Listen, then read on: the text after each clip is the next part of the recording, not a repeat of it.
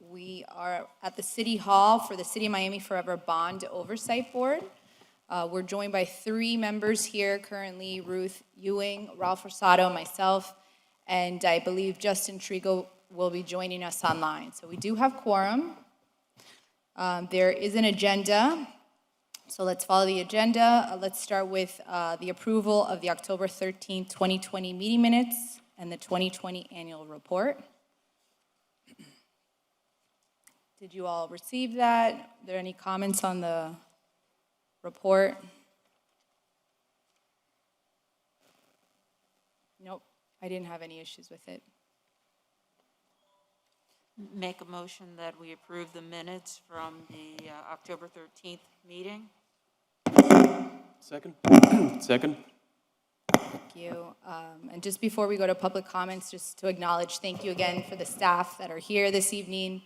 We're currently still, in the middle of a pandemic, so we're trying our best to just be safe and socially distant. So thank you all, and for those that are joining us online. So moving into the public comments. I'm sorry, yes. Madam Chair, we have one more, the annual reports. I think you guys need to approve also. I think last time it was only reviewed, and this time needs to be approved by the board. Yes, I saw that in advance. It was a couple pages. Is it in here, Suleiman, so that we can just reference it, or? It should be. I don't know if we included actually, but it should be. Yes, Madam Chair, it's right after the minutes of the previous meeting. Yes. Got it here. Directed to the city manager, Art Noriega, from February 17, 2021. Yeah. So I'll be sending it tomorrow after you guys approve it. Sorry, you'll be sending what to us? Tomorrow, February 17th, tomorrow, I'll be sending it to the city manager. Got it. Dated tomorrow. Unless Ralph or Ruth, do you guys have any comments to this? I do not. I'd like to make a motion to approve the report. Second. Excellent. All right. Then moving forward, is there anyone in the public this evening that would like to make a statement to the board tonight? I have one nod, one yes. Please come to the podium. Don't be shy.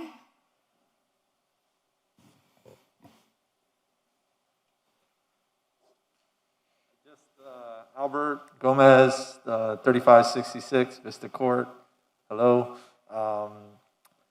I just wanted to follow up on what I referenced on the last meeting, which is I promised to give you information on selection criteria to try to drive a conversation forward, specifically based on the conversation that you were having last week about transportation budgets being organized and noticing maybe using legacy systems. I highlighted that in the email, and then I pointed to the fact that this board also, well, City of Miami at least, approved the Biscayne Bay Marine Health Summit. They backed it. One of the outcomes of that was the task force at the county, and that task force came forward with recommendations, and those recommendations were approved. And those recommendations are being implemented right now throughout the county and associated municipalities. One of those is to reduce water outputs from outfalls from storm drains. And asphalt is high carbon, high greenhouse gas, and does nothing for water retention. And the City of Miami, with the Wynwood project, had that beautiful project that showcased the viability of it, as well as Coral Gables. So I'm wondering, that's a use case or an example of setting a best practice and then scheduling some sort of number or value for that, and in a criteria that would determine what you choose to spend money against and how that improves resilience in the overall community, i.e. this being a Miami Forever bond, general obligation bond based on resilience. I figured that before we spend money on traditional legacy systems that add up to our greenhouse gas emissions and do nothing for water retention, that we would maybe reconsider before we move budgets forward, that we could take these resilience strategies and the strategies in our toolkit and move to a more numerical system that actually quantifies all of the strategies, all of the potential threats and vulnerabilities that we have when we're making decisions on things that have secondary and tertiary negative outcomes, as opposed to just looking at their condition in a vacuum and saying that we need to fix this and fix that when there are other things that happen when we do that. So that was why I sent the examples from the UN, from the US government, from various states, from various academic institutions, highlighting how selection criteria help advance resilient strategies into actual better implementation science. So I was hoping, as this conversation has been ongoing since I voted for the general obligation bond to be passed and requested for a community oversight board to be put forward as a recommendation of mine, and then asking for a selection criteria as a critical aspect of this general obligation bond. I'm hoping that you might take that up and get some feedback. I did not get an email back, but I'm hoping that this meeting we could maybe trigger some sort of engagement on, does the city plan to do anything with this information? Are you going to remain to stay the course? Or is there going to be some other actions for assessment of more maybe resilient criteria and therefore resilient solutions that could be deployed, as opposed to maybe legacy solutions that don't necessarily support resilience in any way? Thank you. Would you? Okay, thank you, Albert. Thank you very much. And yes, I do have your email, and I'm going to respond to your email, okay? But Thank you, Mr. Gomez. he brings really a lot of great points in terms of making sure that the money that is spent from the bond is focused on the resiliency, just as the bond was actually passed for. It's a resiliency bond. And we do have currently a draft of the stormwater master plan that was submitted by the engineering firm, and we are in the process of reviewing those. That specific draft of the stormwater master plan has criteria on its own of how to improve the quality of water that goes into the bay, and whatever we approach in terms of improving our drainage in the city, it has those specific criteria. And we plan to go out to the community and show everybody of those criteria that they are there, and then how we select those areas for improvements. And then when it comes to specific projects, how we can implement, for example, like he mentioned, a reference like material that can be actually part of that project to actually make this a resiliency project.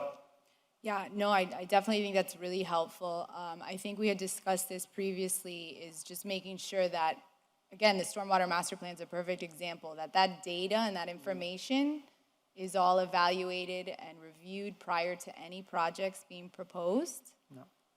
And also, to Mr. Gomez's point and others in the community, because we also received an email from the Miami Climate Alliance, also addressing these same concerns about just a more transparent selection criteria process, but also how, there was a proposal from them as well, is how to have more community engagement. I think we missed out on that first tranche, and we're hopeful that as the oversight committee here, is that we are the community and that we can help steer more community engagement. Absolutely. For this, not just second tranche, final tranche of 350 million. Yes, and currently what we are doing is we are getting ready to schedule those meetings and have a better workshops where we can show the community of the process of how we select projects, and also including the criteria and goals and objectives that we want to meet with the Miami Forever Bond. And yes, we are working right now in terms of getting those workshops together, and hopefully soon we will schedule those meetings. And of course, we're going to come before this board as well. I just wanted to build on what Sonia was saying regarding the letter that was received from Catalyst about community engagement, but also they mentioned building resilience into the affordable housing projects that are being done, and making sure that those are also a way of making sure that resilience is also addressed being through the affordable housing projects that are done through the bond. Okay. Thank you. Yeah, and I know, Suleiman, we're going to discuss that a little bit more Yes, we can in go the into the- agenda. So we'll start with the old business, which is just the update on the Tranche 1 projects and expenditures. All right, thank you. Thank you very much, Madam Chair, board members, and guests. Thank you for coming this evening. For the first on the agenda, I'm just going to go briefly what we're going to discuss today. Where first, legal is going to brief you on the roles and responsibilities of the board. And then I'm going to talk a little bit about the accomplishment to date on the program. That includes the Tranche 1 status of the expenditures. Then we're going to go a little bit and touch base on the future Miami Forever Bond project, which is work in progress. I'm going to give you a status of what we're doing and also a timeline of where we're thinking of actually coming to you and going to the community and commission and everything else. And then we're going to touch base on the communication and engagement of how many have we done so far. And then we're going to also show you a bit of the matching funding and also like what we're seeking for these projects and the future projects that are going to be timed with grants and potential funding that is outside of the city of Miami. And without further ado, I'm going to turn that to our legal team, Robin Jones. Good evening, Robin Jackson from the Office of the City Attorney.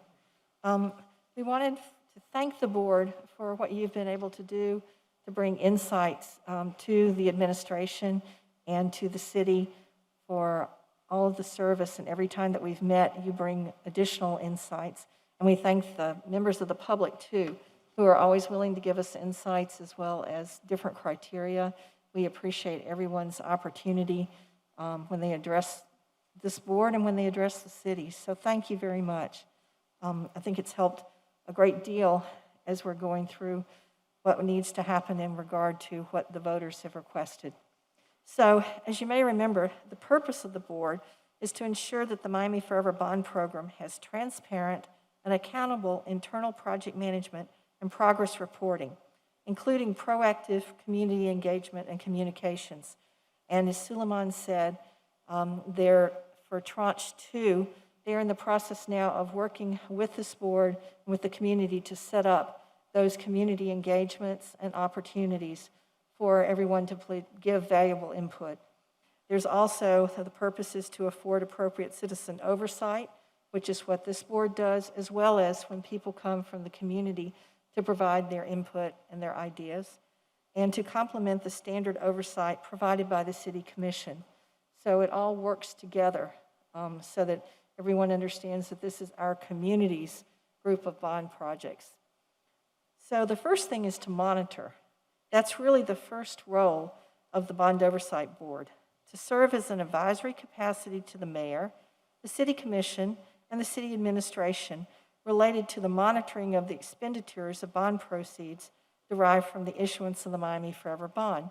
So whenever this board meets and we go through the projects with all of the administration, there's an opportunity for us to see what it is that has been proposed, what it is that's been proposed for the costs, and for people to also have ideas about whether they believe that the costs are appropriate to what is the scope of the project.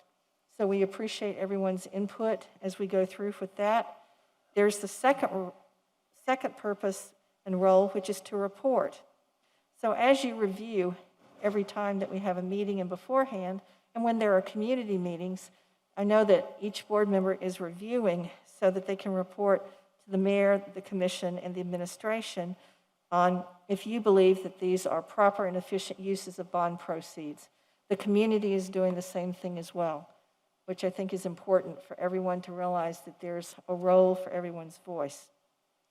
There's also the idea that through project status updates, like what we have at this meeting and what we have at every meeting, they can make a formal request in order to have a presentation before the board. And that's not just from the city departments, but if there's a particular project, as it says, to the vendor, to the contractor, or to the project manager to present before the board.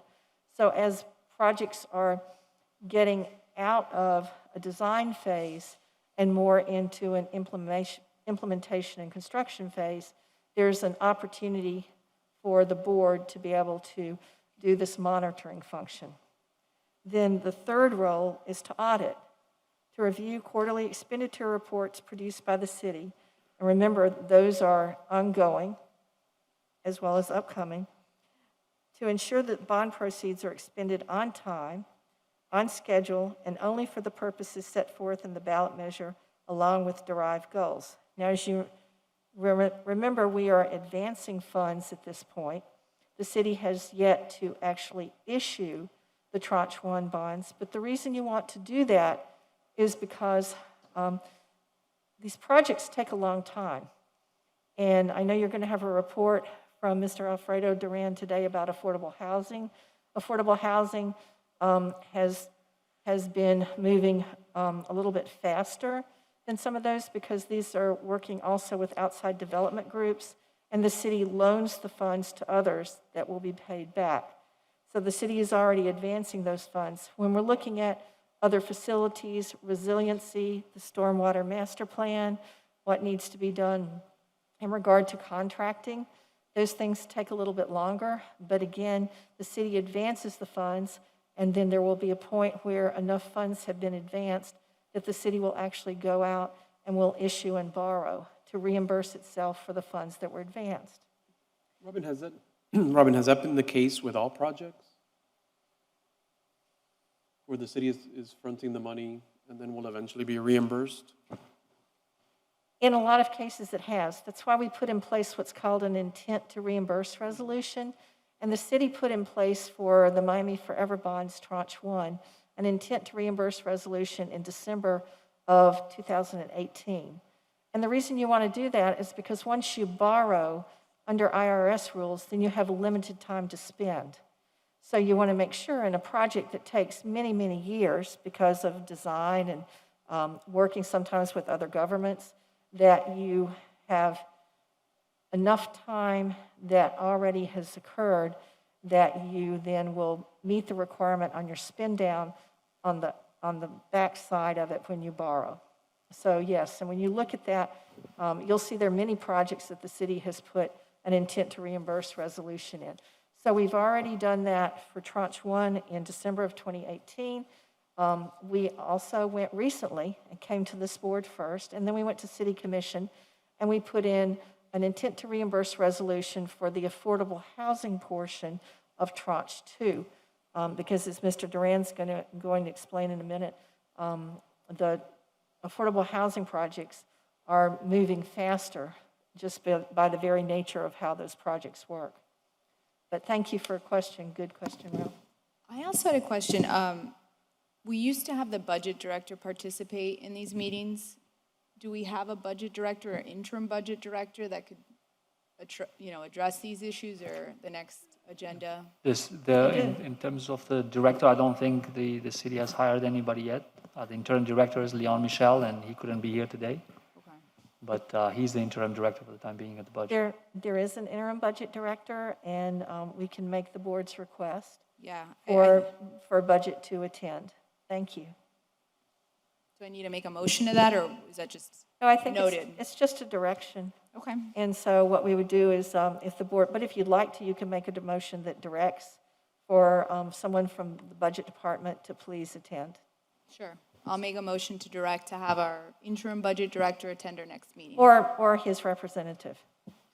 Because there may be a person that's the capital plan person that you might also want to have, as well as the interim budget director. The capital plan, is that But not I think Suleiman? I think now that I moved to budget, so if you have any specific question about the budget, I can take the questions, and if I don't know the answer, then I can email you. But I don't know if you need specifically the No, that's interim fine. director to be. I just think these questions regarding, the fact that we haven't bonded out the first tranche, for instance, just to have that, Agreed. Right. available to us as I a understand, person yeah. to be able to speak to that. It's also, I was going to say, it's a combined financing team question. So what we could do is at the next meeting, we can ask for the combined financing team of budget and finance, as well as law, for us to come and to explain to you the timing of when you look at being able to finance and to issue. Because remember, these are limited ad valorem bonds. And we look at the timing of the ad valorem taxes and the repayments of debts. So there were, there were overviews of this when we had our workshop. And I know that Sonia and Ruth were able to attend, but Ralph wasn't. But we can come back and present an update on that information, because then I think that would help to address not only your question, but have everybody understand the timing of when you borrow and why you borrow, and then when you look at the potential for your spin down of timing. Yeah, Robin, that would be great for the next meeting, just a quickie primer, and just having the budget director also here, or a representative. Yes, we can do that. Thank you. Yes. Thank you. So, when you look at the purposes and the roles of the board, it's very significant commitment that all of you and the community have made as well. When we went to the voters, and we ourselves voted to say, yes, let's borrow the money and let's tax ourselves up to a certain limit in order to undertake the projects. So with those roles and responsibilities, you really have a circle. This is the next slide that will show you have an appointment by the City Commission of the board. And the board oversees project management, project reporting, completing the standard oversight provided by the city to ensure transparency and accountability. And this is exactly what you're doing in asking the questions so that we can come back and have reports in the record so that the public and the board will then better understand the processes involved. Then we have the information and reporting processes. The city provides expert analysis.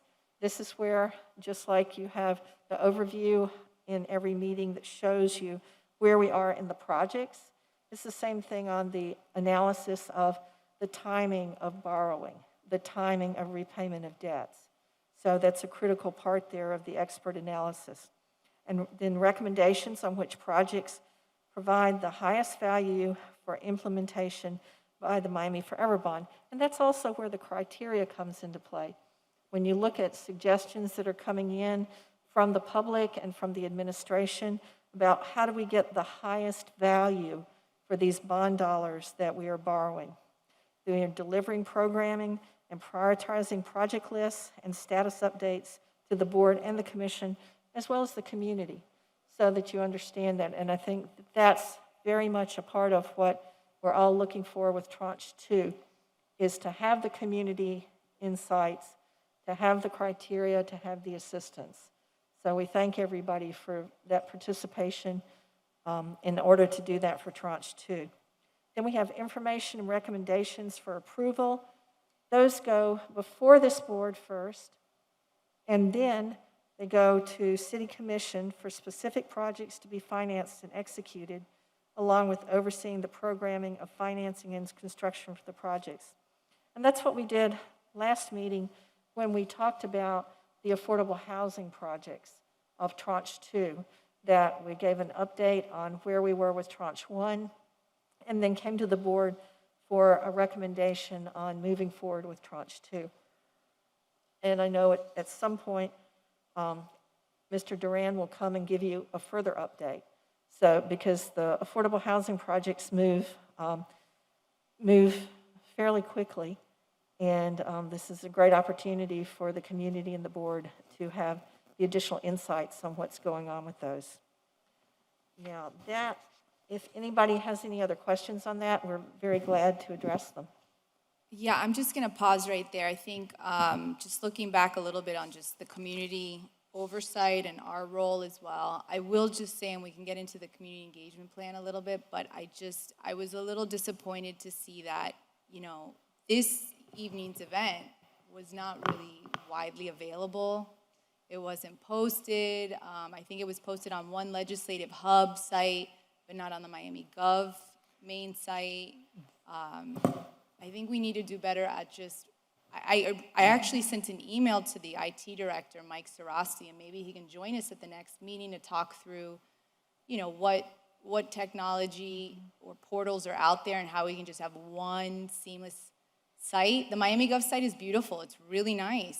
But if the agenda and packet are on another site and you have to just dig through a lot, it's just, again, this is basic community engagement that we got to get better on. Sure, I'm sure the IT is working on doing the migration to the new site, but it's not as easy as just making the connect. Yeah. I think it's a lot of information resides on the software and then the way it was done before on the legislative hub for the board meetings, for the commission meetings. So it's not, I think they're working on it, but it's not easy to transfer. So what we have done, I don't know if you got my email, and I apologize for this meeting, that the agenda and the agenda packet were not on our miami.gov link. Yeah. But we do have on our website a resources. Under that, you can actually go find the meeting, and you actually kind of find the agenda and the agenda packet to the Miami Gov website, not to the legislative hub. Because what we do is we link that, just so that Yeah. for ease, until we figure out how we can make it into one, and if the IT ever is going to do that. Yeah, no, and that's helpful. I know, Suleiman, you have a lot on your plate. And again, maybe if we could have Mike Sarasi or maybe the communications director here at our next meeting, just to talk through on this community engagement plan, what seamless process of just checking off what we do, whatever social media in advance. We should have more public participation. I know we're in a pandemic, but, this is also exciting work.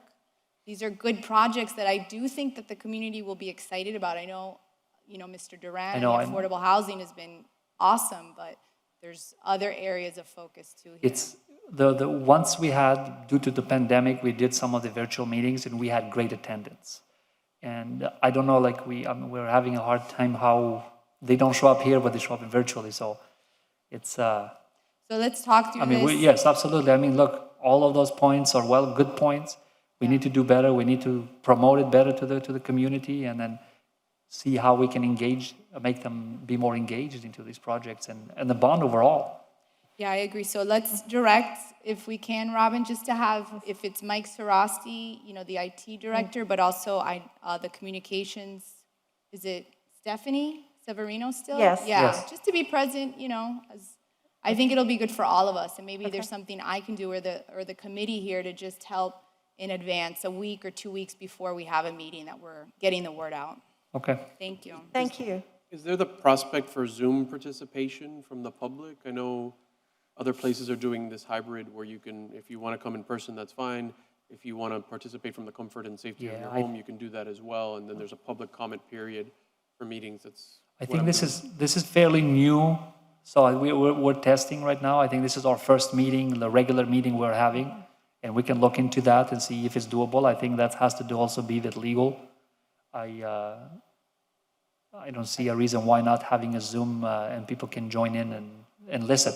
I will tell you, in my professional capacity as a manager of another city with a fraction of the resources, we've been doing that for almost a year.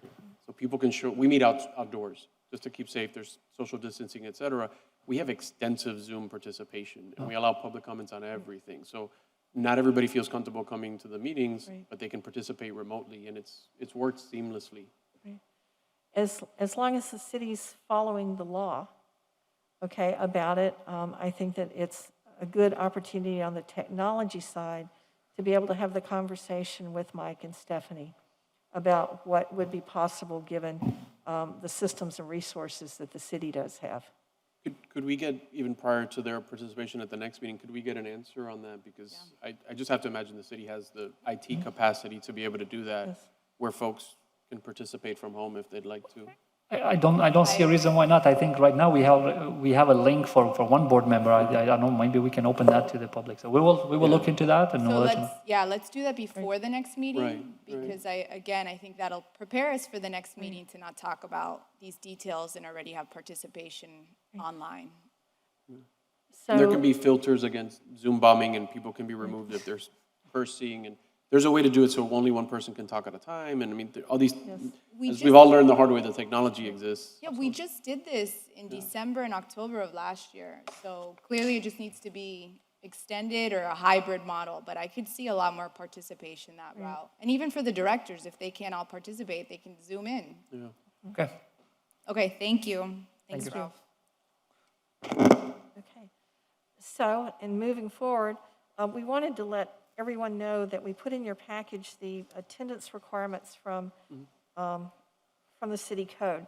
This year was particularly difficult, I think, for people, and we're going to be talking about the legal aspects of how to potentially either have an amendment or waivers or excuses because people are sick, people have conflicts with family obligations and work obligations.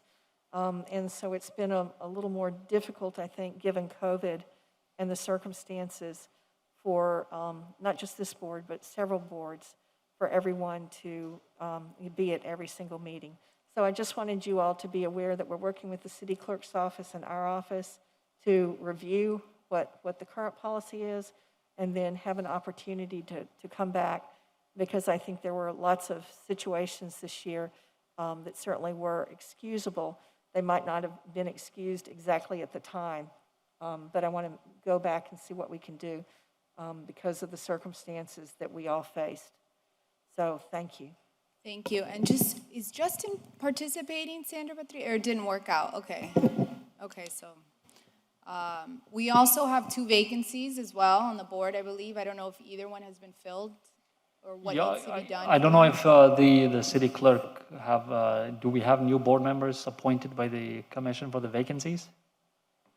I The don't- last I time, don't- no. Yeah, I don't believe that we do yet. Okay. Because there are two parts. Someone gets appointed, and then they would need to come and complete the paperwork with the clerk. Okay.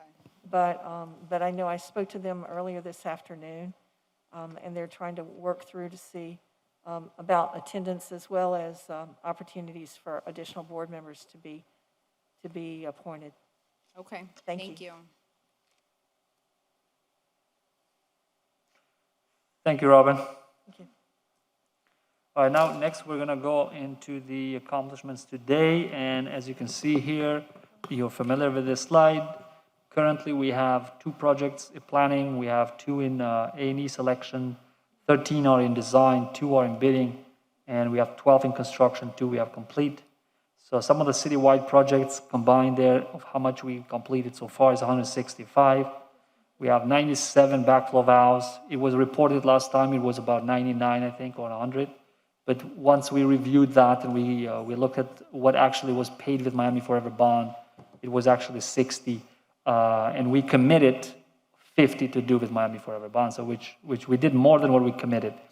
And we have some funds from FDEP, and we were able to install another 37 so far.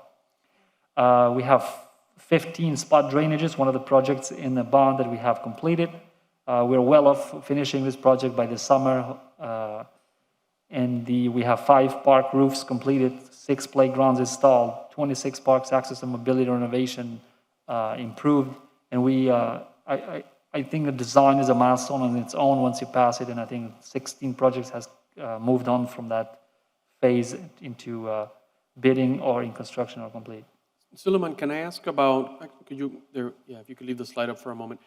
Could I ask about the backflow valves and the projects with the FDP funds as well as the drainage components? Could you talk a little bit about, I have a couple questions. Could you talk about the DEP funds and what kinds of projects were funded from that? Yeah, what was the question again? What kinds of projects were funded with the DEP funds? It's the backflow valves, the backflow preventers. So basically, like the city has roughly a little bit over 400 of them. I think Alan has an exact number there. It's close to 500 of them. And they either need to be retrofitted or they need to be replaced. So what we did is we sent an application for the state appropriations. And we got $1.5 million to actually do that. So what they do is that when you have a king tide, it helps from preventing the water to come into the streets. And it's a fairly simple mechanism on the way they work. You probably are aware of those. But so we are installing that throughout the city. So. And we have with us this evening our Director of Resilience, Alan Dodd. So you might want to come up for a moment so that the board members... I'm sorry, go ahead. I do have some technical questions on this, sort of in light of the fact that the city is doing a stormwater master plan, and it may actually make recommendations that are potentially contrary to this expenditure in particular. It may recommend other things that could be better than the backflow valves themselves. And so I just wonder, sort of, when the city moves forward on a project and it turns out that the recommendations in another plan could be contrary to that, sort of how that gets reconciled? Or is that not a concern for these particular locations? Well, we have 480 outfall Yeah, okay. The city has approximately 480 outfalls, and not all of them are being impacted by king tides right now. But depending on the elevation of the outfall and the catch basins, we have many that have. So we put in, I think, around 100 valves, which is a very cheap way to prevent water from coming through the system. Our stormwater system has to have access to either to one of the canals, the Miami River or the bay, to discharge to. So this is one of the most cost-effective ways to allow the water to go out without coming in and flooding our streets. And so there's no concerns about, that the stormwater master plan would recommend something contrary? Just because I've dealt with this No, elsewhere. The stormwater master plan will recommend getting tidal valves on all of our outfalls at some point in time. And what's the status of the plan? Is that already available? Right now, we are reviewing the first draft of it. Okay. And we have a lot of comments. It's several hundred pages, and a lot of it is technical, and it's tied to modeling. So once we get to a next draft that we feel comfortable, we'll be sharing it with the public and having meetings to talk about finalizing that plan. A big part of it is recommending capital improvements throughout the city. Sure. And we definitely want public input to that before we complete the report and present it to the commission. That's fantastic. Very exciting. I know that's been a long time coming. Is there a chance, Mr. Dodd, that you could present that to our committee? Even if it's just a high-level draft report, or what kind of recommendations are coming out of this at the next? What I would recommend is it falls under the purview of the Climate Resilience Committee to oversee this as a resilience project. And so as we're doing that engagement with them, it might be an opportunity to do maybe a joint workshop or something along those lines, because it does get really into technical aspects, and we have to bring in the outside team, the consultants, to help to explain some of the finer details of the modeling. And to us, we don't even have the model at this point in time. It's still something that they're managing. That's a great suggestion. So maybe at the next Climate Resilience Committee meeting, we could engage in that or participate, since that. It will be a separate workshop. Oh, a It separate won't be part workshop. of their meeting. And Okay. it takes a couple hours to talk through Okay. how the modeling occurs and how it comes up with the recommendations, how you identify where your most critical needs are. Okay. And then what's the estimated or the projected remedy to address that problem looking out over the next 20, 30 years. Sounds exciting. Count us in. So I think that would be a really great community engagement joint board of program for us to learn as well as we think about projects. And So there will be a joint workshop?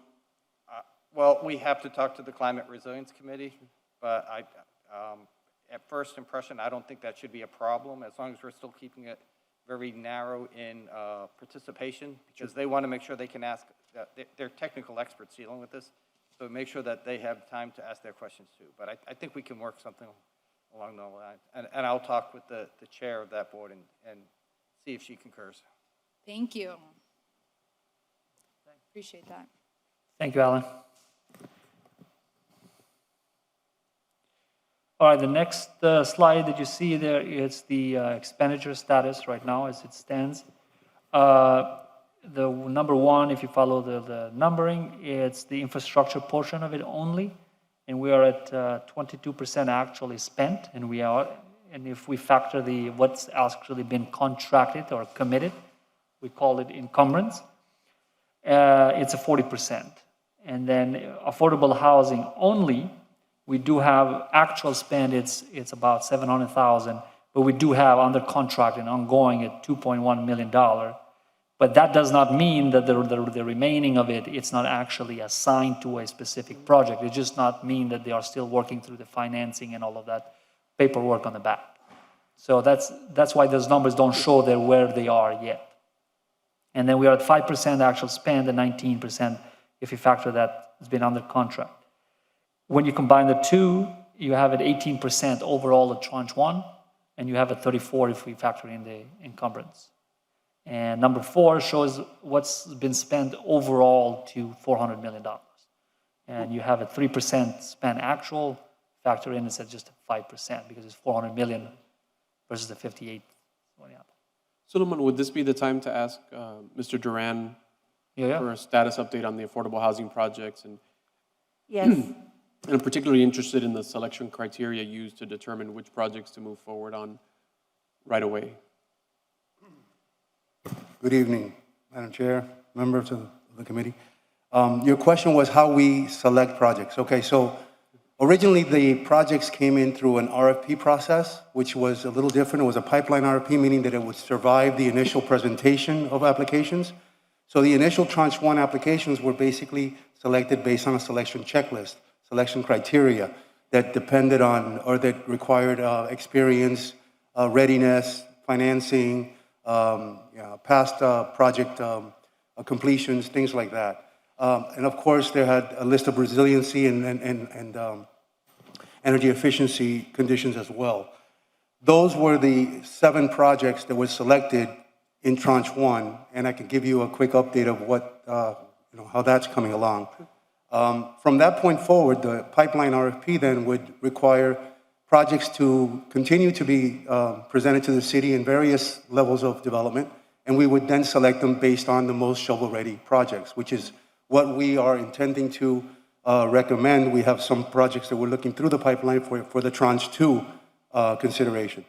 So I hope that answers your question. And Alfredo, please explain to the board, when you say pipeline, you're talking not only about the Miami Forever bonds, but other types of funding that come through the city. So if you could explain what the pipeline means. Sure. As you will recall, we require projects to bring substantial amount of leveraging to the table.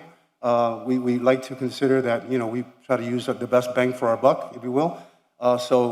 These projects come in with substantial levels of leveraging from all different sources, state, county, private funding, investments.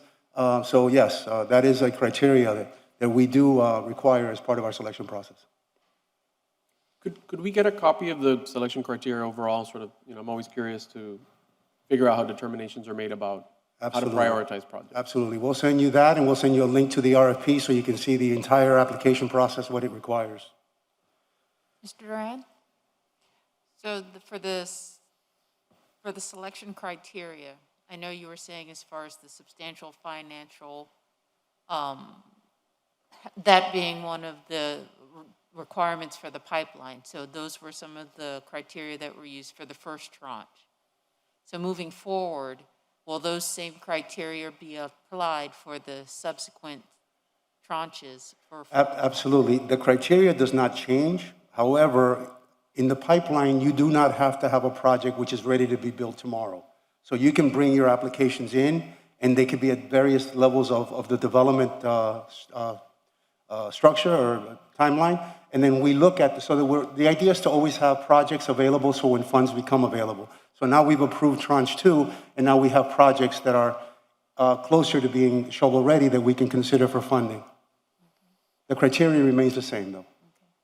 And at the last meeting, when we were looking at tranche 2, we also were going through, so everyone could see, there are also 7 different housing strategies. And those strategies were part of the board package for that. But it might be helpful, I think always, Suleiman, if every time we just include the 7 strategies. Yes. So that every time the board has the package, they can refer to the 7 strategies. I think I sent it to you, but I can resend it again.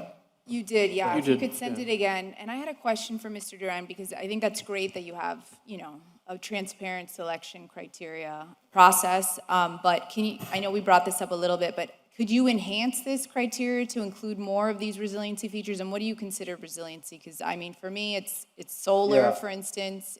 We have a long laundry list of things, of materials, items, just provisions to a building that can be added, that can give you additional consideration for funding. We can provide you that list. Yeah, that would be great, so we can So that see you if can there's see anything missing too that we might be Yeah, able to there are add. certain things that are required, and then there are certain things that we ask you to consider to placing. We also have to be considerate to their pricing as well. So, Are there any building standards that are put in, like LEED accredited buildings or something? that is not a requirement. Most of these applications, most of these buildings do adhere to certain levels of LEED certifications. So they are, you know, they tend to, yes, to comply with those types of certifications. Is that not a requirement in the city code? It's not a requirement in the city code, no. Thank you.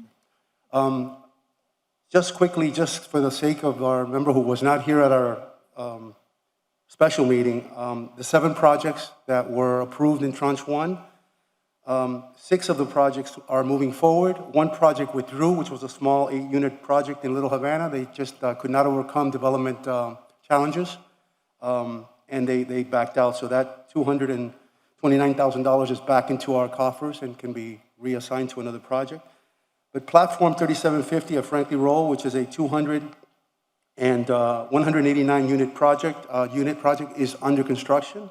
The Gallery of River Park is a 150-unit project, which is near completion. We have Liberty Square Phase 3, which will be completed at the end of this year. It's 192 units. Residence of Dr. King just closed and will be done. It will be completed by the first quarter of 2022. 120 units. And other projects are still in their financing stages. They have run into some issues with their tax credit applications. They didn't, there's a very competitive process that they need to go through, and sometimes you're lucky in getting a high lottery number, sometimes you're not. So we're working with those. Mr. Duran, just to pause you, are these all listed on this?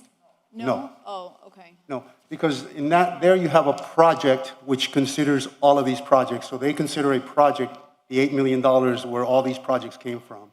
So they're not, it's part of that bulk project. So that's why when we do the update on the affordable housing, we put that as a special item in the agenda, and we go through that. So since we did it last time, this time it was not included, but we always have Duran here to answer any specific questions. And the next time I can add those into the spreadsheet so you can see it. I just wanted to say, because I can see the Liberty Renaissance and the MLK as line item 3031, but then the others aren't listed. Right. So, Suleiman, it would probably be helpful if every time we have a board meeting, not every other one, but we just always include the update, because Housing and Community Development does have a regular update schedule, and that would be great if we just include that. Thank you. And as far as tranche 2, as Robin mentioned, we had just, the City Commission approved a intent to reimburse for $40 million of our second tranche of affordable housing. $5 million was provided to a project known as Sawyer's Landing in Overtown, or Block 55. That's a rather substantial project that will have 578 total units and 250,000 square feet of retail space. The remaining $35 million has been reserved. It has not been allocated to any project yet. Substantially, most of the projects that are coming through the pipeline are primarily through one strategy, which is the multifamily new construction strategy. We're looking at other potential affordable homeownership strategies that we can potentially apply those funds to, and other strategies that the city feels it's in their best interest to pursue. So that's where we are with tranche 2. Wonderful. Thank you so much, Mr. Duran. You're welcome. Thank you, Mr. Duran. And the next slide here, it shows the infrastructure portion of it on the expenditure forecast. When I do this, I update this quarterly just to see like if we are in the same projections that we are saying. And this data as is right now, it's of January 4th. So that just goes to show you that about third quarter of this year, we're going to be at 50% spent. And we're looking at the quarter 4 of 2023 to actually have it 100% spent. And the next portion it's the affordable housing. This is for the $15 million one, only the tranche 1. And the 2 on the bottom is just what Mr. Duran mentioned, that those projects, one was withdrew and one is still, funding is to be allocated.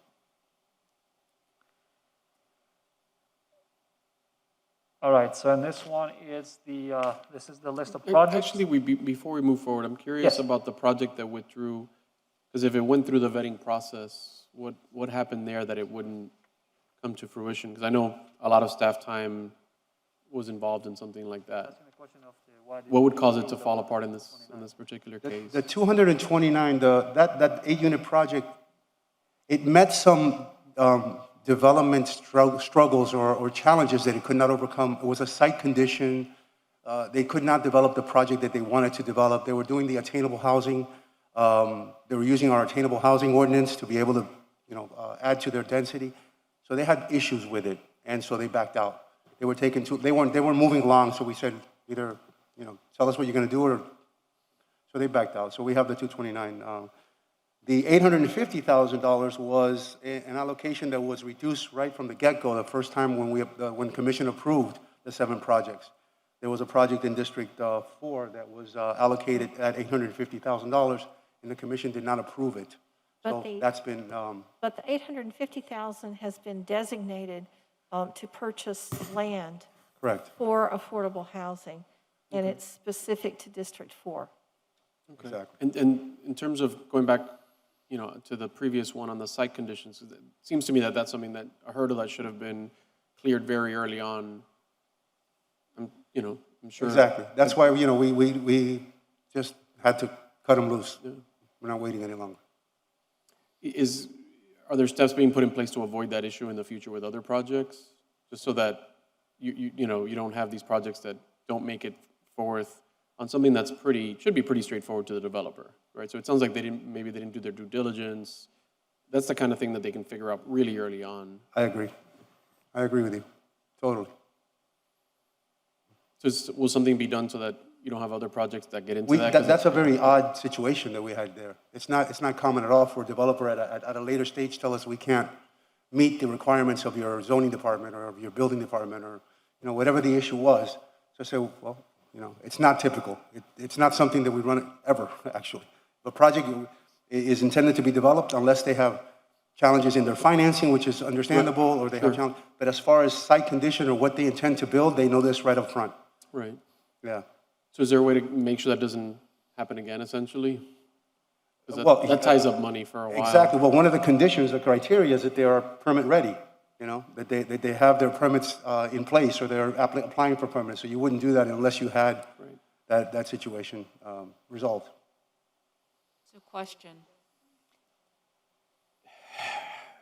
Asking if Ralph had a suggestion. It just sounds like it needed to have been vetted very early on before any sort of major commitment, before it goes to the commission for adoption or anything. Those are the kinds of things you can figure out as you're purchasing a piece of land and you do just like soil analysis and things like that and meeting with the zoning department. Like it just seems to me like it never should have moved forward. Absolutely, absolutely. This was an issue of an issue where the design of the building did not meet our zoning or did not meet the planning. So during their approval process, they ran into some struggles with our internal processes that did not permit what they were trying to do, or they did not agree with what they were trying to do. So did they need a variance? Is it that kind of situation? It wasn't about a variance, it was a design issue. It was a design issue. I would think that would be sort of on a preliminary checklist. It just wouldn't even move forward. And I agree with you. This is the exception, it's not the rule. This never happens. That's why we cut them loose. Our patience ran thin there, but that's not something that you'll see. It's not common whatsoever. Question. So was this one of the approved vendors? It's not an approved vendor because we deal with private developers. So they are just a private developer that applied through the RFP process. Okay. So it's not a city vendor, if you will, that we typically do business with. Okay. I guess initially, early on, there was, we were going to have a selection or a group of approved vendors for conducting some of these projects, if I recall. And so I was just wondering if this developer was one of those approved that would be able to be selected from to move forward with these projects. I think that's over in the part where we're looking at the home ownership rehabilitation strategy. That's where we're looking at having an approved list of vendors to help with roofs and solar panels and hurricane panels and water systems, that type of thing. I think that's where a list of approved, bonded, vetted, insured vendors is involved.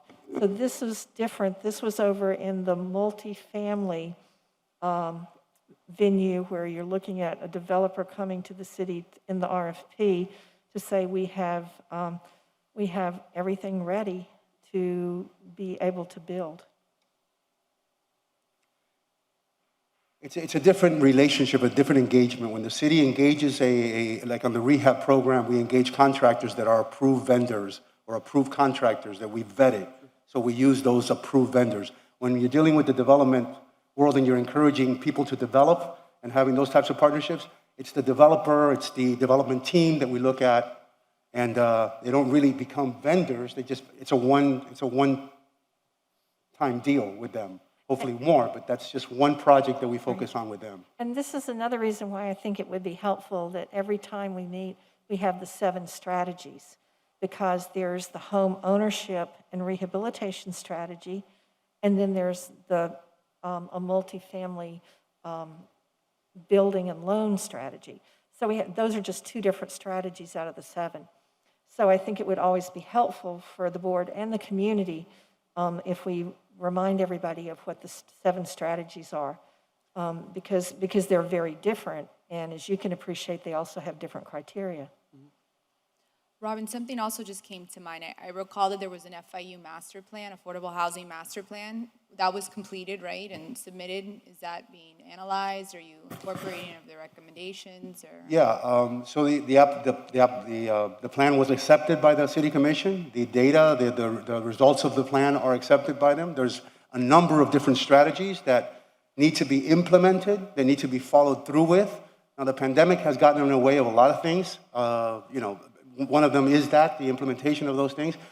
For the last year, since March, the city has been engaged in recovery efforts, in getting our citizens back on their feet with home ownership projects, mortgage assistance programs, rental assistance programs, businesses. So we've been focusing on that. Our rehab program, which I know you have a lot of interest in, has also suffered because of that, because of the contact that we need to have with our residents and our homeowners and our contractors. That we're going to kick off now in March. So yes, there are a number of policy decisions that the city needs to make that will help us in furthering what those recommendations were.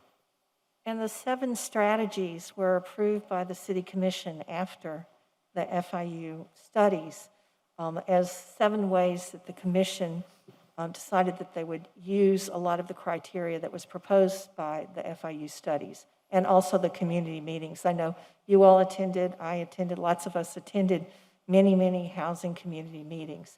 So the 7 strategies, as you might recall, went to bond validation. They were approved by the City Commission after they had gotten all of this different input. So that's why I think it would be helpful for everyone to always just have a copy of the 7 strategies so that we can have there, and we can post them on the website along with the information for the board meeting. Thank you. Thank you again, Mr. Duran. Thank you. Thank you, Mr. Duran. Okay, so in front of you is the, I want to call it a dashboard on the Tranche 1 status on projects. I don't know if you have any specific questions. Usually what we do, we pick 3 projects and then we go into detail on that. This time around, I didn't pick any of those projects. I just wanted to put it into you if you have any questions. I think I touched into where the project stands in terms of the construction phases and then the expenditures on the right side. And if you have any specific question about the projects, I have comments on each one of those in terms of where they are and what's pending and what's been completed and et cetera, et cetera. So. I remember in the past we had Jose Marti Park that was highlighted. That was very good. Yes. Can I recommend or direct that we have the Alice Wainwright project presented at the next one? Absolutely. Yes, we can do that. It's early on under construction right now. Okay. But we can, yes, definitely.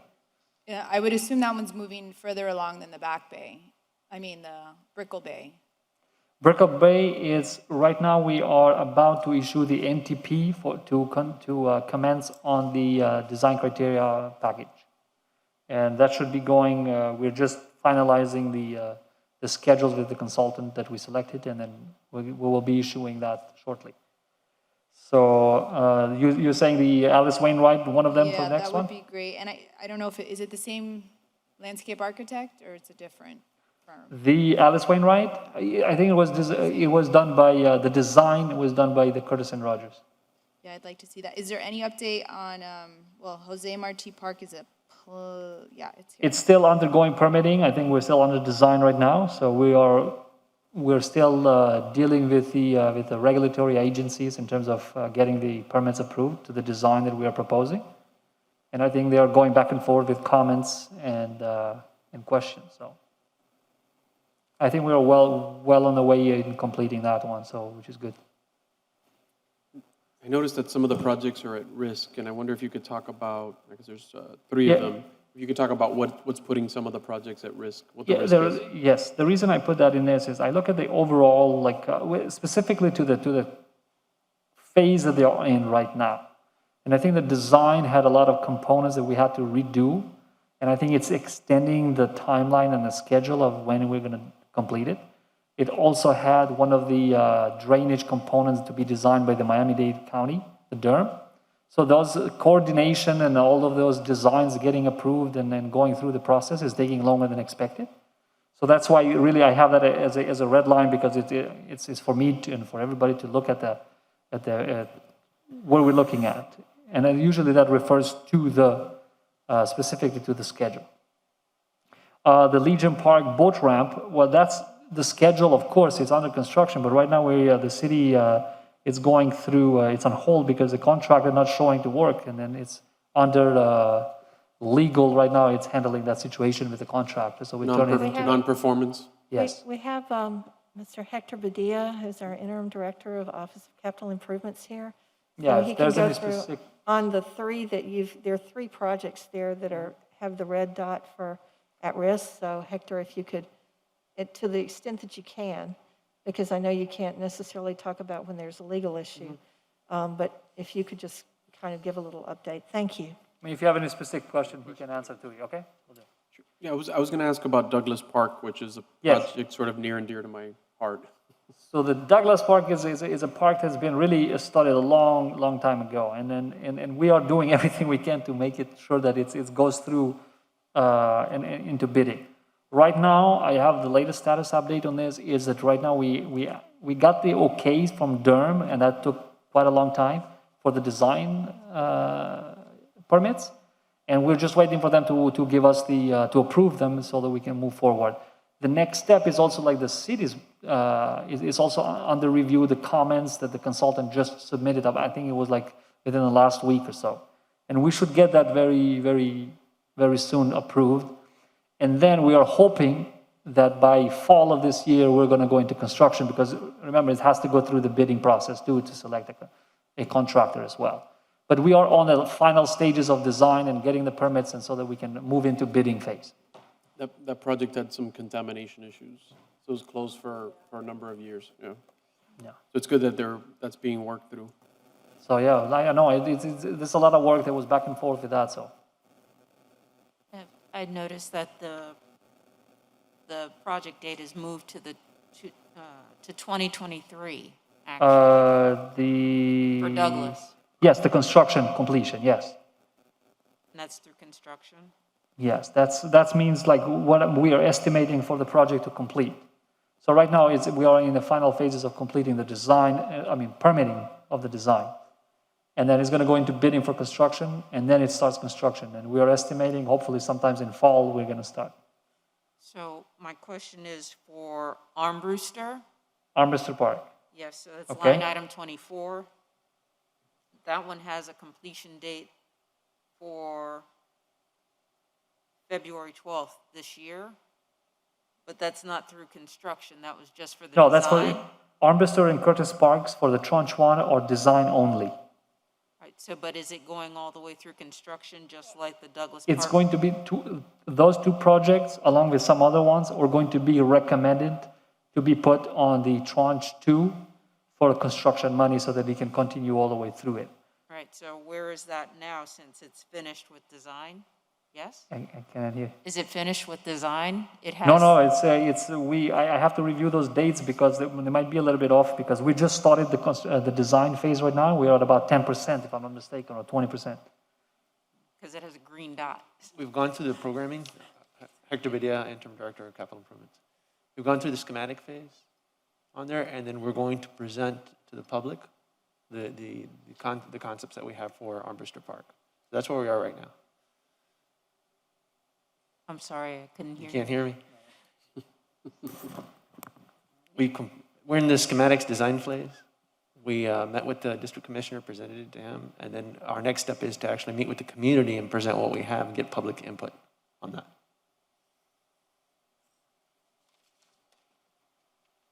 So usually what we do is once we start the design, we kind of go a little bit like we kind of prepare that community meeting, workshop, or if you will, a meeting, so that we can show what we intend to, so that then we get feedback from the community, like of what they would desire to have in a community center, and then et cetera, et cetera. But right now, it's a schematic designs. We are just getting ready to go to the community to show them, okay, this is the design that we're going to build in this community center. But you're right. Thank you for pointing those two dates out. I need to look at the estimated date. And those are for design only. They're not through construction, okay? Thank you. Yep. All right. Any other questions on the project? Oh, I had a question. The two sort of mini parks, 26, 27, how is that going? I know that they had to demolish, right, the home. Is that all done, or it's being demolished? So the one on line 27, which is the 26, we just demolished the house, and right now we are working on incorporating the design of the two parcels so that it can be functional. And then we're also going to go to the community and show them and get feedback of what type of community center. The commission directed us to look at something fairly small. Yeah. So, because I mean, it's a small area there too. So, and we're going to go to the community to get feedback of what they desire to have. So the first one, 26, is one sort of parcel, and the 27 are two parcels that will be combined. Is that right? Both are two parcels. Oh, both. Here it is, 3699, 3701. Okay, Yeah. so it'll be, what, roughly like half an acre, quarter of an acre? I think something like that, roughly. Mini parks for Yeah, children too, right? There are mini parks, yes. But they are well under design. They both require rezoning, so it's going to take a little bit longer. I think those green lights might turn yellow in a bit because it's going to take a little bit longer for the whole process to complete. So.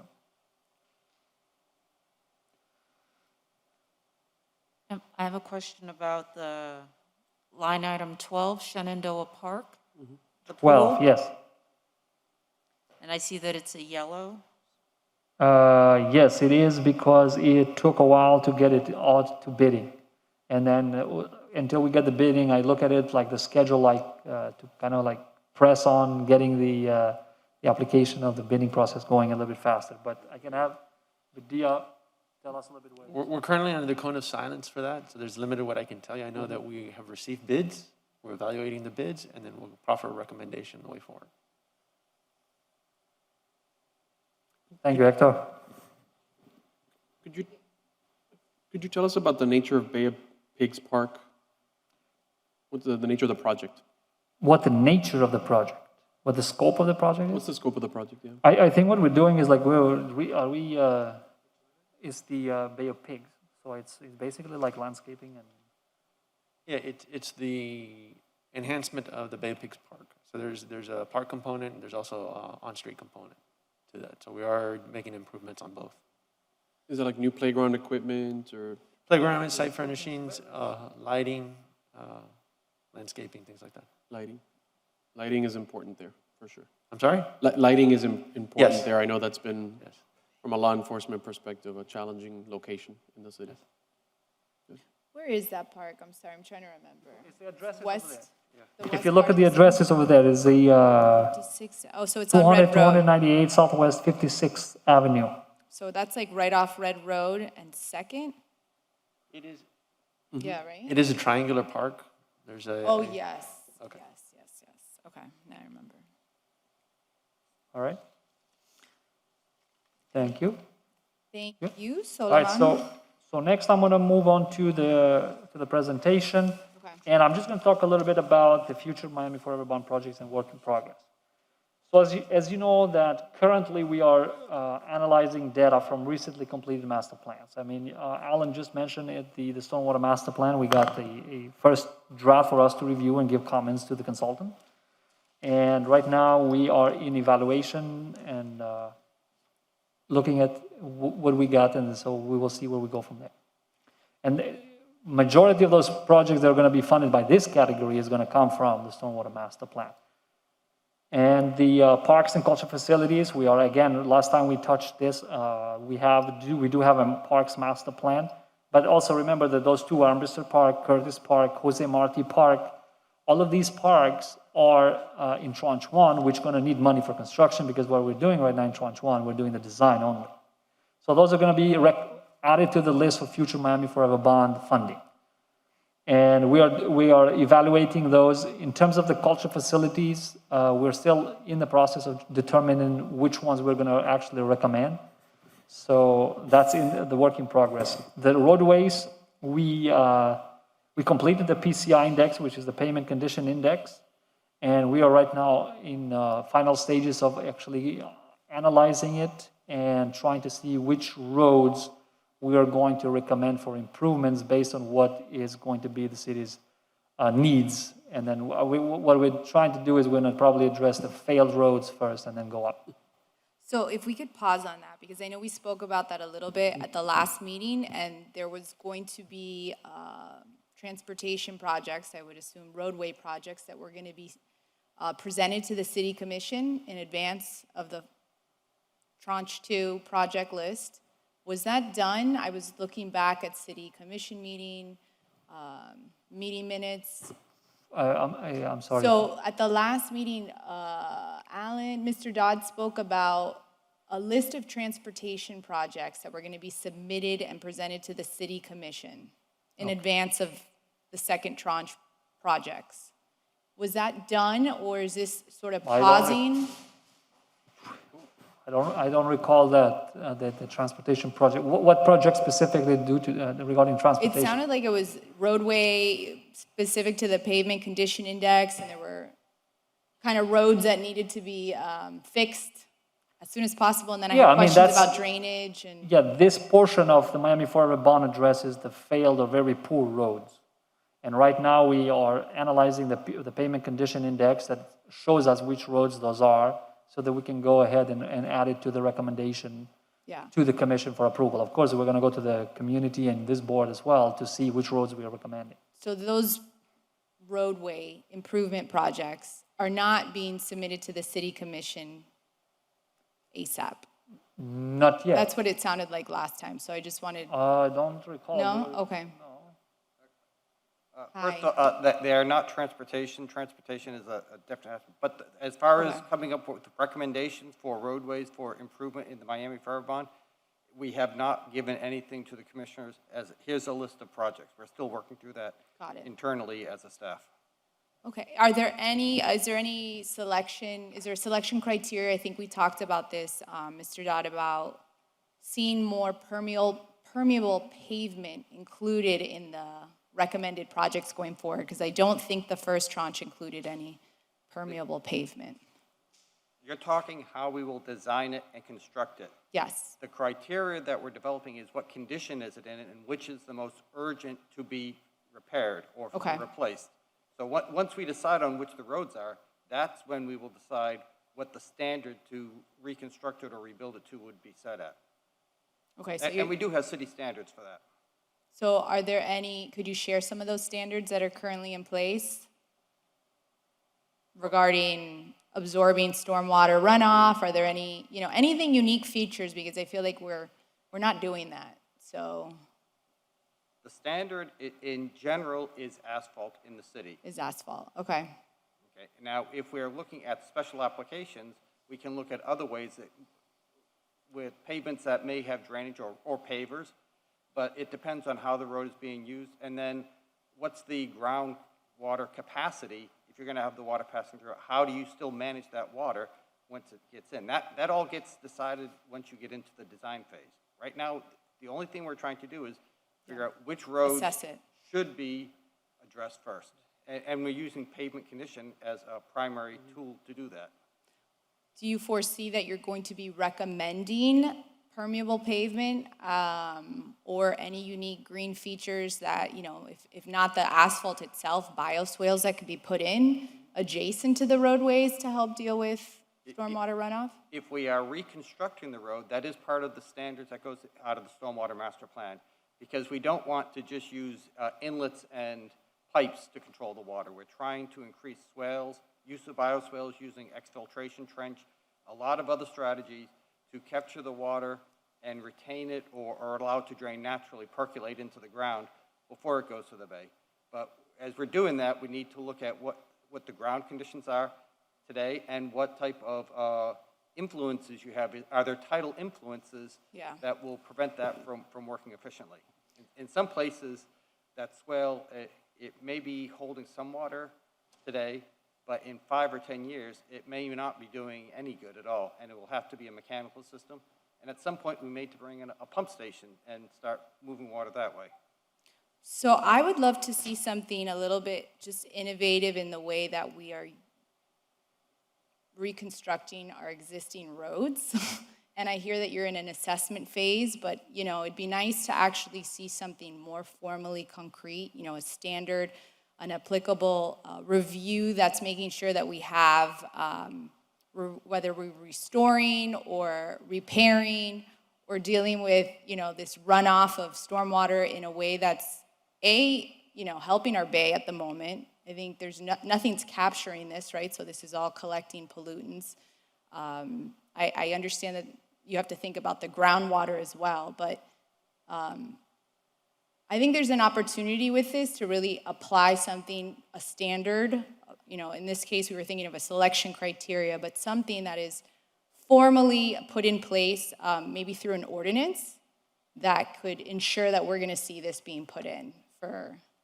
As we are doing, as I said, you know, we are using standards from the Stormwater Master Plan. We're using engineering standards within our bulletins. We use FDOT standards for roadway designs in a lot of cases. And a lot of it, when you were talking about water management, we are looking at environmental concerns, inlet protection, definitely baffle boxes, vortex devices, things like that. That's on great. The pipes going out, ways to capture sediments and pollutants before they get into the system. And then if they do get into the system, to try and slow down the water to allow them to settle and be captured in the pipes or in a deep well before it goes out to the bay. Definitely new pump stations will be designed to reduce outflow velocities. So there's a lot of environmental concerns that will go into the design in order to be more environmentally friendly. And as you know, the Biscayne Bay Task Force came out with 58 different recommendations to address water quality concerns. A lot of those deal with how stormwater systems are designed and built. And we'll be incorporating all of those type of recommendations when we get into design. That's great.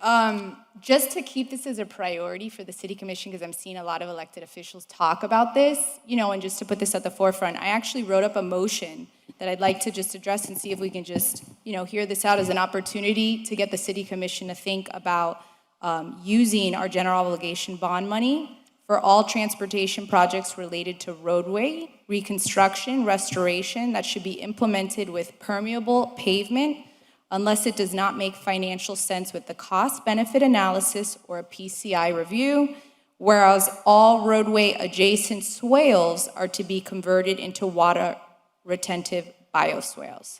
So I'm proposing a motion for ordinance that I think would just help drive things a little faster. So is that the motion? That's the motion. Is it clear? Okay. Second? Great. So was that clear, Mr. Dodd? I just wrote something up that I think that can be presented to the City Commission because... For the record, because we couldn't hear, you have all three members who nodded their head yes. So the record, thank you.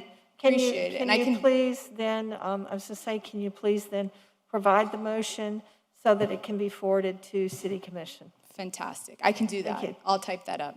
I wrote it out, so. Thank But you. I would like to point out to you that while you're talking about different ways of constructing, there's an additional cost associated with that, which means there's less roads that will be reconstructed. There's also a greater maintenance responsibility that go along with that because they're not as durable as other ways. So that increases our operation and maintenance costs. So No, it I is a trade-off. recognize that. And that's why I put, Mr. Dodd, a cost-benefit analysis or PCI review to make sure it makes financial sense. Thank you. But again, hopefully, we can, if it's not the road, it's the adjacent roadway that we could improve with the bioswales as an opportunity to, again, convert public land into retention areas. Thank you. Thank you. All right. The next one is the public safety. Right now, we are on the negotiation coin of silence. This is only the fire station 10. We're working on a DCP currently. And the affordable housing. I was gonna say, I had two quick questions. Yes. What's the location again of the fire station? Where is that located? For the fire station, if you look at it's 4101 Northwest 7th Street. Okay. And then my other question was about, back to parks and cultural facilities. What year is the parks master plan from? I'm sorry, I can't hear you. What year is the parks master plan from? I'm trying to get a sense of I think they how just recent- updated it recently, right? Okay. What? 2007. 20-year plan. But it hasn't been updated since 2007?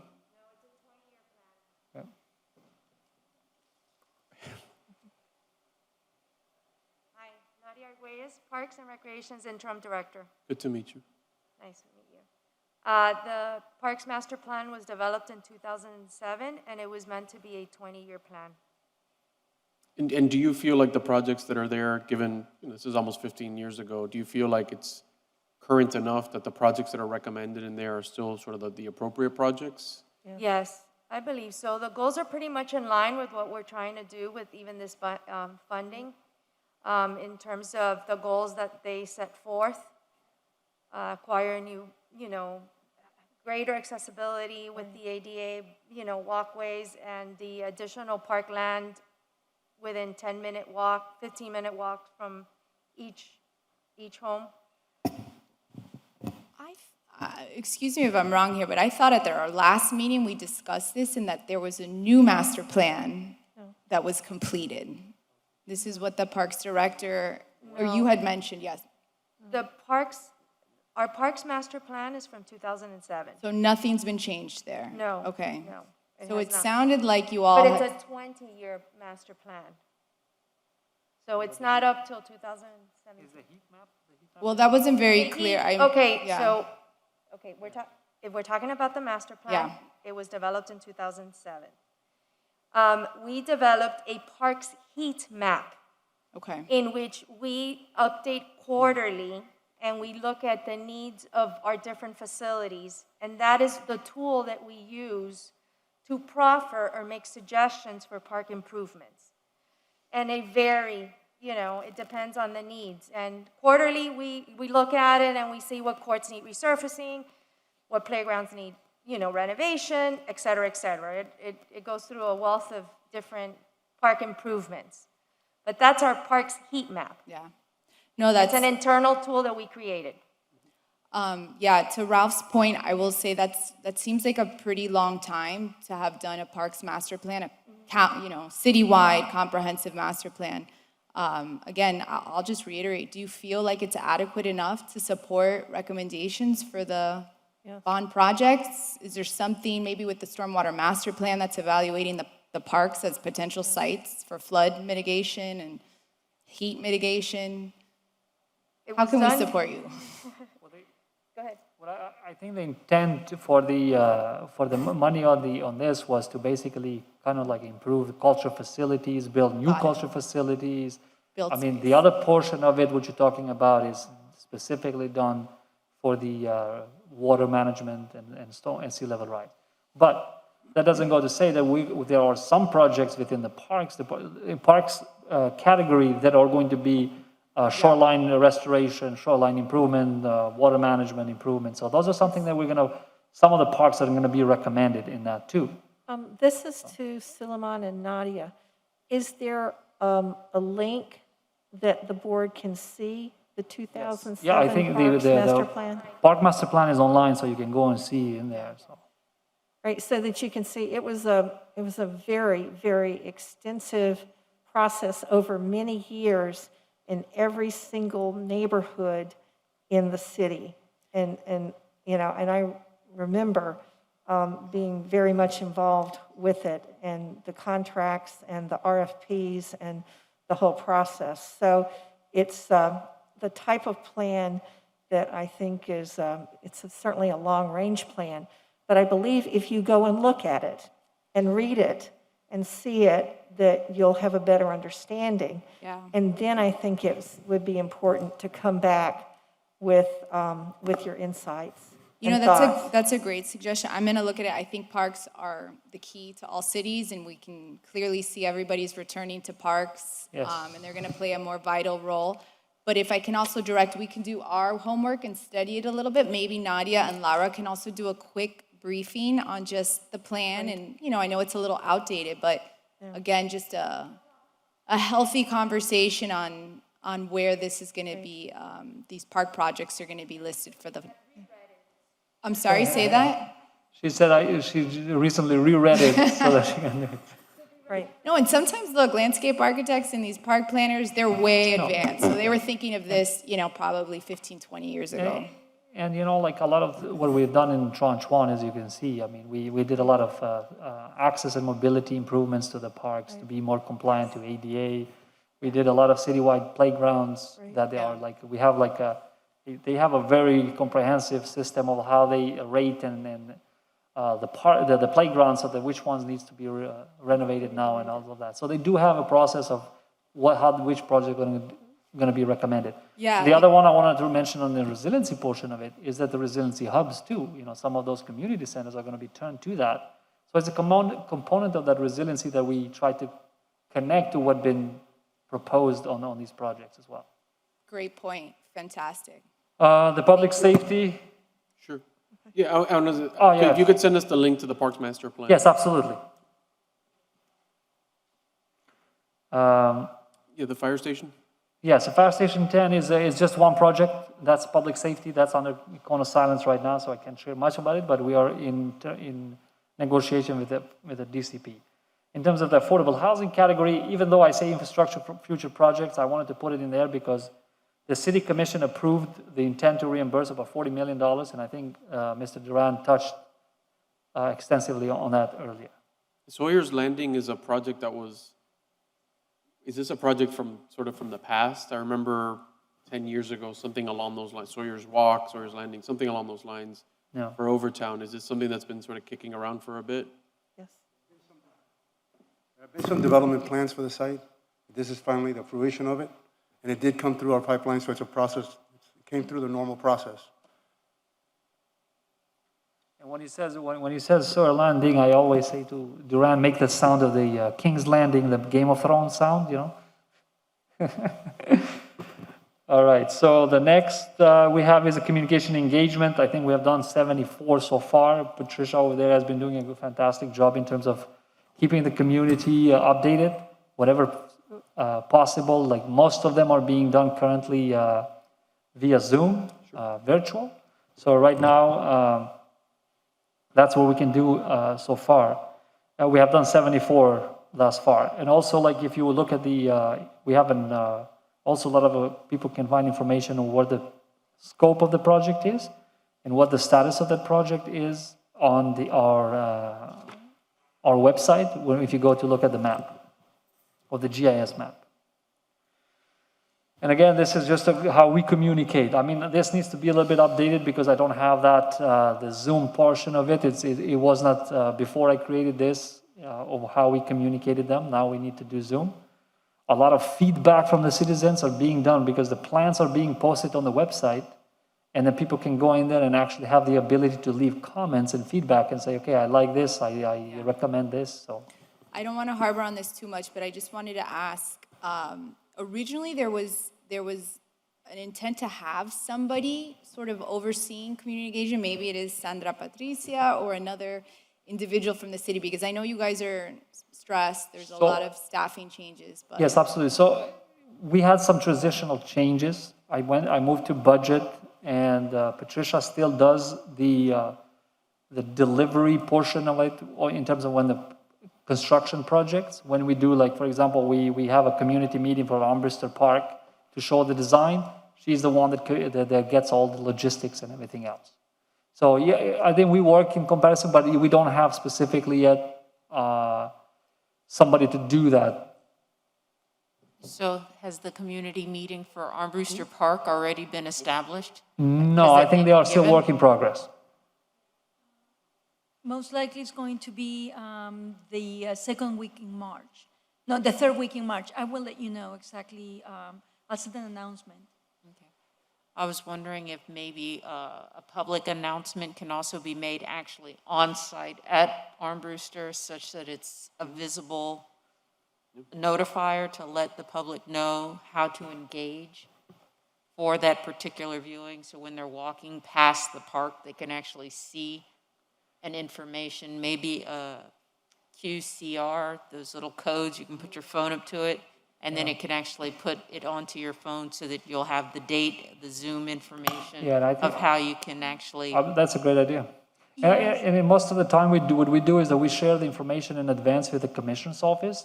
So they do reach to their list of contacts that they have for that specific area or community. So Yeah, and also for Armbruster Park, actually, we're going to have first a meeting with the community leaders. And we already have a list of those, and it's going to be, that's the first meeting. It's going to be in March. And then after we have that meeting, we will have the one with the community, just to show them the design, the plans first to the community leaders, and then we'll go on to the community. So it'd be nice to actually, if you saw what the schematic looked like, and then at the bottom of the schematic, it had that contact information, that people would be able to quickly put that on their phone. We did that for some event that we did. I think we had that Yes. little code bar in it.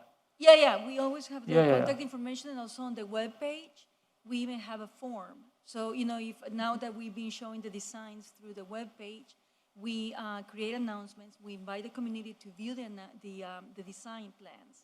And then there is a button at the end, at the bottom, where they can provide their feedback through a form that comes directly to our email.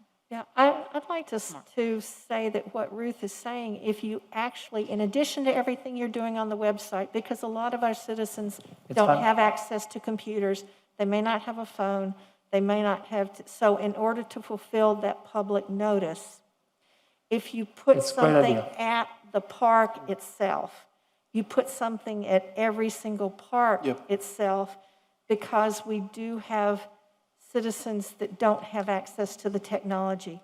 So from that public notice standpoint, again, please, I think it's excellent if you would put it at the park, at every single park, every time that you're having something for that. That way, an individual who doesn't have a phone, who may not have a computer, who might not be constantly in contact with City Hall or our electeds, those individuals will still have notice because they frequent the park. Thank you. I think it's a great idea. Yeah. And We have- beyond just the small public notice, those templates that are, I guess, maybe you have to use that as well, but be a little innovative. I think this QR code would be a great way, Yes. you no, know? We will look into That it. shouldn't be too difficult. No. It's generated through the webpage. We will definitely look into it, and we will incorporate it. Thank you. It's very good. All right, this is the type of engagement we usually do. Here are some of the planned ones we have. We have Moore Park Gym. It's a community meeting. And Armbruster is in there, Spring Garden Point Park Community Center. Alice Wainwright is another community center that we plan to do. And also, like sometimes in March and April, start having those community meetings for the future Miami Forever Bond recommendation projects so that we can show the community. And here's some of the matching funding. As you can see, we are at 82% match on the infrastructure portion of it. Then you got to, if you go to the potential of additional funding, I think, excuse me. So this state of Florida appropriation for 2021-22, we actually have a list of projects that total over $33.6 million. We do have FEMA award of 5.6 on the Brickell Bay Drive. That's something that we've been awarded in. We're seeking others, like for example, Jose Marti Park. We did that for the CBDG MIT. We had the state come down and visit the park and ask questions of what we intend to do, and et cetera, et cetera. So we got very good feedback from them, or response. So let's see if they award us that for that project.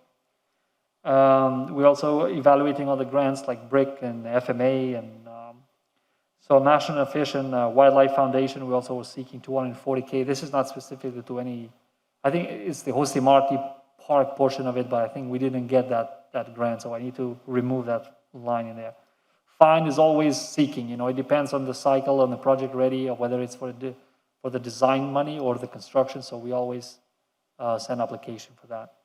And then housing, I just was roughly like how much we leverage so far. Somebody asked the question. I think Robin mentioned that one of the criteria is that those projects have like leveraging funding from outside, and that's a significant amount. I mean, it's just, if you look at it, it's almost double the whole bond, so. And then these are some of the few, that ends the meeting. And then I have here a slide on the future meetings. I know some of the Tuesdays have been very bad, and I'm sorry about that. So you cannot make some Tuesdays, and then Gustavo can make the others. So I requested the City Hall chambers to be reserved for Wednesday on June 30th for the next quarter meeting, Wednesday, September 29th, and Monday, December 13th. I would ask for you to look at those dates and give us a response whether you can attend or not, so that we can better prepare for this and better communicate to the community for attendance, et cetera, et cetera. Because sometimes we don't really have much time to. Yeah, no. If we can be in advance, for the next 6 months, it'd be great. Can I just pause? I had something on the open agenda here, just to. Oh, yes. Great job on the leveraging money and going after grants, Suleiman. That's really impressive. I know it's hard work, so. And part of the future projects, what we do is, one of the criteria is to identify a potential grant for all of those projects, so that we can actually time it and make sure that we can leverage more money. Brilliant. So I put this because it was something I also read recently, but the city has a climate-ready strategy, which I read through and was really impressed how fantastic it is. I was not familiar with it. Of course, I know the Resilient 305 work. Yes, I'm going to invite Alan Dodd, our Great. CRO, to Thank answer you, any of your Alan. questions on that. And I know I'm pushing hard with resiliency tonight, but I brought that up just because I wanted to see if there is a way to better integrate that strategy with project selection. I'm sure you're looking at some of the goals and actions in the strategy that I read at the end of the book. Has that been accepted by the city commission? Is there? It has been accepted. Oh, it has. Okay. But just so you all know, there's this wonderful climate resilient strategy that is out there that has recommendations for more resilient feature. There it is. The strategy has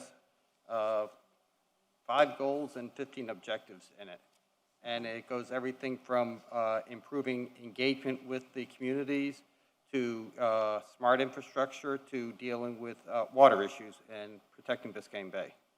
But it's really looking at the stressors and impacts of climate change and how we are addressing them from an infrastructure point of view, from a people point of view. Yeah. It was excellent. I thought it was really good. And I know that we've been hammering you on the project selection, but clearly that's a really good tool and guidance as you look at projects. And I'm glad to hear that the city commission actually accepted it. I wasn't sure if that was. Yes.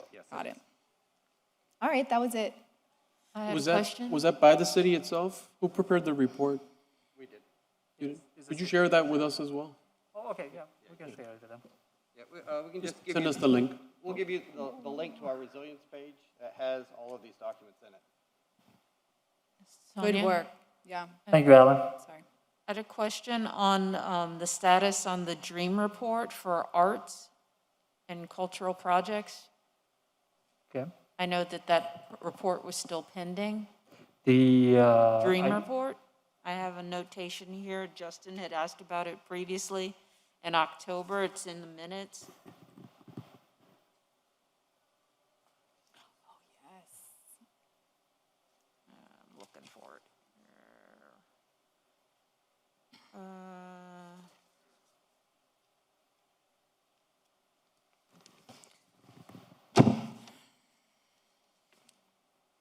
Here it is. It's under the project selection process in the minutes. I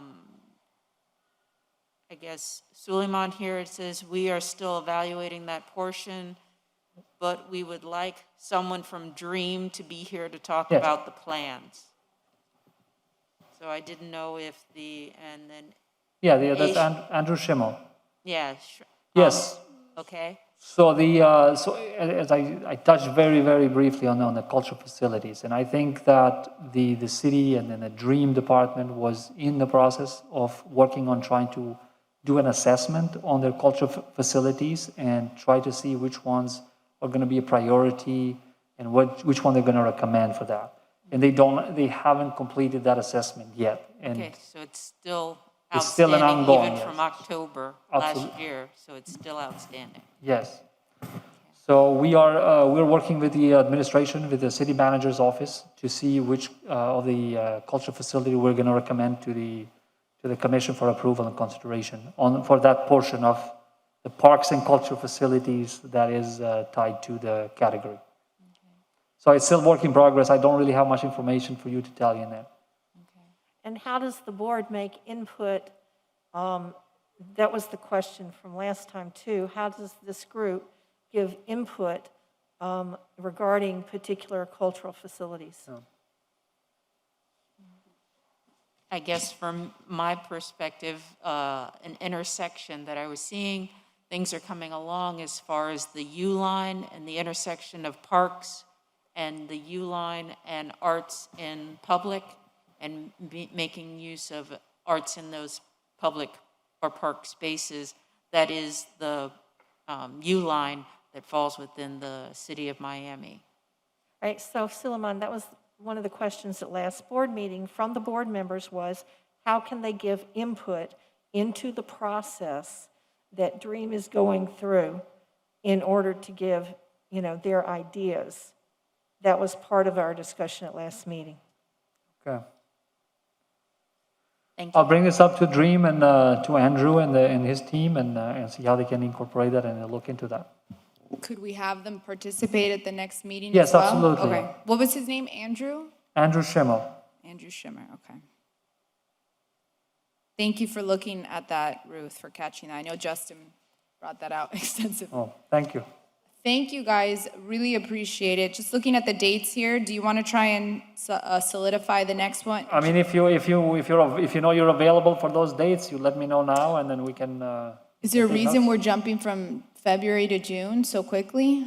Is that all that's available? We're doing quarterly, so those are the available dates for the city this to reserve the chambers.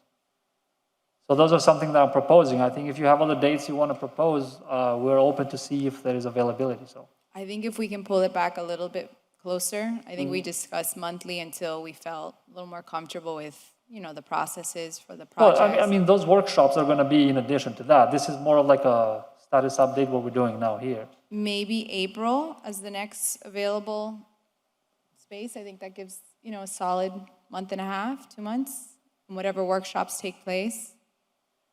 And hopefully we have, 2 more positions filled, but I just think we need to stay a little bit more engaged. If I recall it correctly, I think we were going to meet quarterly, once per quarter. So I don't know if you still want to do that, or I turn that to legal. It's at least quarterly. At least quarterly. Okay. Thank you. I'm just suggesting this until projects are selected. I think after that we can do quarterly, but for the meantime, I'd feel more comfortable, at least, Meeting in April? Sure. yeah.